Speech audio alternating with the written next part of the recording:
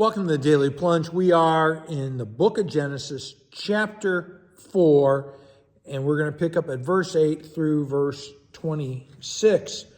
So, after Cain's self-serving offering of worship is rejected by God as not being worshipful, Cain responds by leading his brother, whose worship was that of faith, right, out into a field, and he kills him. And what's interesting is that he's killed over religion. And he's killed because his religion is one not of works, but of reliance upon God. It is what's going to happen to Jesus. And here we see the template being set. And after Cain kills his brother, the Lord asks, well, where is your brother?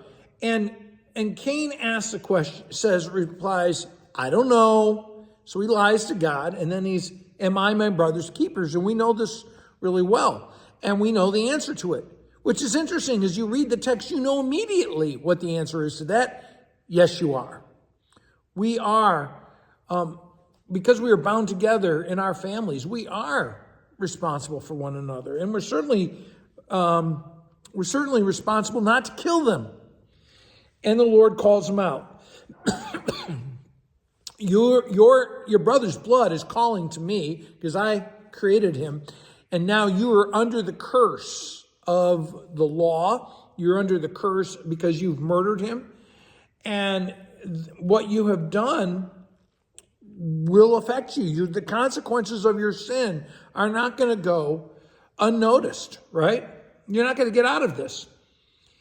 And Cain replies, my punishment is more than I can bear. Well, you didn't seem to have any problem with killing your brother, that somehow that was more than your brother Abel could bear. And again, we got to remember, all of this is because basically Cain feels entitled because he was supposed to be the special first child of Adam and Eve. And now he's wrecked all of that because he lives not by grace, not by faith, not by the righteousness that comes from God, but by his own efforts, by his own self-importance. And so what does the Lord do? But the Lord said to him, basically, anyone who accuses you will suffer vengeance 7 times over. And he makes a mark upon Cain in order to protect him. And I think, again, what we're going to see throughout the book of Genesis is how God knows how broken we are because of sin. And he finds ways of giving us his grace in the midst of that brokenness. God is he's not giving Cain a pass. He's giving a way for him to continue to live. But the truth is he continues to live under the accusation and the judgment of the law. Now, Cain and his wife give birth to Enoch, and the family's continuing.